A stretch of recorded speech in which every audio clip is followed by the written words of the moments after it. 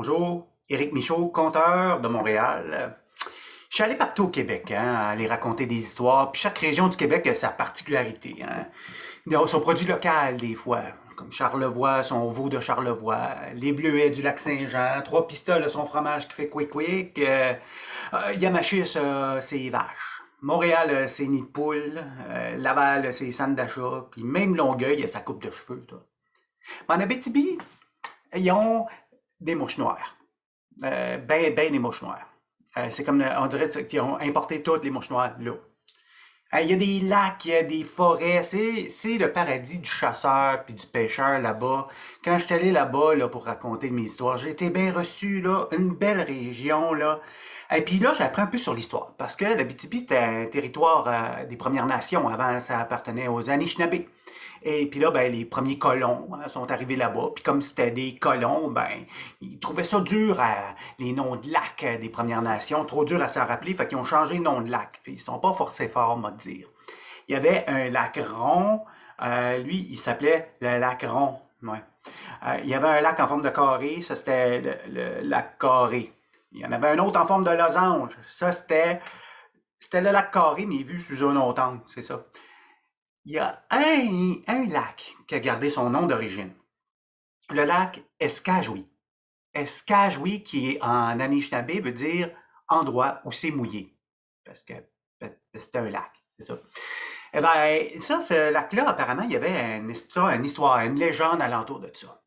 Moi, quand je suis allé là-bas, je vivais dans un petit village, là, 12 habitants, là. 12 habitants, c'est un petit village. Eux autres, ils appelaient ça une famille. Ouais. Et puis là, j'aurais demandé, tu sais, aux jeunes, est-ce que vous connaissez la légende du lac Escajouis? Puis ils ont fait, non, on la connaît pas, mais peut-être qu'il y a quelqu'un qui la connaîtrait, peut-être un vieux. Je fais, parfait. Amenez-moi voir la plus vieille personne que vous connaissez. Ah, parce que les vieux, ils ont une mémoire collective imaginaire incroyable. Ce qu'ils savent pas, ils l'inventent. C'est ça qui est extraordinaire, c'est authentique. Au bout des 3 marches, ben, on est officiellement sorti du village, hein. Puis là, il y avait une maison en jaune avec une porte grise. Puis là-dedans, un vieux bonhomme, Télésphore Souci qui s'appelait. Un vieux bonhomme, là, il devait avoir à peu près 100 ans, un peu mélangé, il sentait l'ancêtre. Fait que, il s'est mis à me raconter l'histoire, puis en gros, ça sonnait le lac! Le lac, est-ce que vous, il connaît ça? Ça, c'est une place spéciale, là. Ça, la légende dit, qui me dit, qu'une fois par année, un soir de pleine lune, dans la nuit du 31 juin, juste voir si vous suivez, faut que ça soit un samedi. Ouais. Apparemment, là, par la pleine lune, l'eau prend une couleur comme le miel, puis que l'eau, elle deviendrait, à ce moment-là, magique, elle devient aphrodisiaque. Ça, c'est comme donner des stimulants. Les animaux aiment bien ça aller là, puis ça attire les chasseurs, puis ça attire surtout les chevreuils puis les lièvres. Mais je dis, ben, c'est extraordinaire. Elle dit, il y a des conditions. Comme il a dit, il fallait que ça soit un samedi, soir de pleine lune. Il fallait que dans la journée, il fasse beau, mais que le soir, il y ait 30% de probabilité d'averse. Il fallait qu'au coucher du soleil, un écureuil se noie dans le lac. Il fallait qu'à minuit, tous les criquets arrêtent de chanter en même temps. C'est pas sûr que ça arrive, c'est rare, mais ça se peut. Je me rappelle, c'était un samedi après-midi. Fin juin. Arrive au lac Escajou. J'installe ma tente, elle m'a fait un feu puis tout. C'était beau, c'était beau. J'ai même chassé pour mon repas pour me mettre dans l'ambiance. Je me suis fait une belle brochette de hibou. Ouais. Là, tu vas dire, ah, ben là, Eric, c'est parce que les hiboux sont en voie d'extinction. Ben, c'est à eux autres de se fermer la gueule pendant que le monde dort. Tu sais. Le soleil se couchait, puis c'est là que je l'ai entendu. Caflouche! C'est quelque chose qui était tombé dans le lac. Je suis allé voir. Peut-être un écureuil, comme le vieux l'avait dit. J'étais pas sûr, mais j'ai vu des ballons, puis des noisettes remonter. Là, j'ai commencé à avoir peur. Tout à coup, c'est vrai. Là, je veillais en chantant des chansons pour me donner confiance. Feu, feu, joli feu, ta chaleur est jouée. Tu sais, quand t'as peur, tu te chantes des chansons, tu te parles à toi-même. C'est là qu'à un moment donné, ben, le soleil s'est couché. La pleine lune. Les criquets qui chantaient. Ils chantaient bien, c'était parti des chansons à répondre, dont Dan, Naridan, Matapatali, Matou, Matatali, Malimatou, Matapatali, Matou, Matatalou, Laridé. Ça allait bien. Mais à minuit, tout est arrêté. D'un coup, là, j'ai eu peur. Hey, sais-tu qu'est-ce qu'il y a de plus épeurant que ben des sons dans une forêt? Pas de son dans une forêt. Mais là, j'ai entendu cric en arrière de moi. Puis moi, je connais ça, le bois. Je savais c'était quoi ce son-là. Ça, c'est le son d'un chevreuil qui s'en vient. Puis là, est arrivé un beau chevreuil mâle qui s'est venu à boire dans l'eau qui avait la couleur du miel. Puis tout ça. Puis là, j'ai entendu un autre son. Cric de crac. Ça, je sais c'est quoi aussi. Ça, c'est le son d'un chevreuil qui s'enfarge avant de s'en venir, ça. Il boire à côté de l'autre. Puis de l'autre bord, à ma gauche, un lièvre. Une lièvre qui s'est mis à boire à l'avec. Elle s'est tournée vers nous autres, puis elle a fait un petit clin d'œil coquin. Moi, je ne savais pas si c'était à moi qui faisait ça, ben non, au chevreuil à côté de moi. On se regardait les trois, les deux chevreuils, puis moi, on savait pas. Tu sais, c'est gênant quand tu sais pas à qui. Mais c'était flatteur, c'était flatteur. Mais là, j'ai commencé à avoir peur parce qu'il y a eu d'autres lièvres qui s'en venaient femelles, et puis d'autres chevreuils mâles.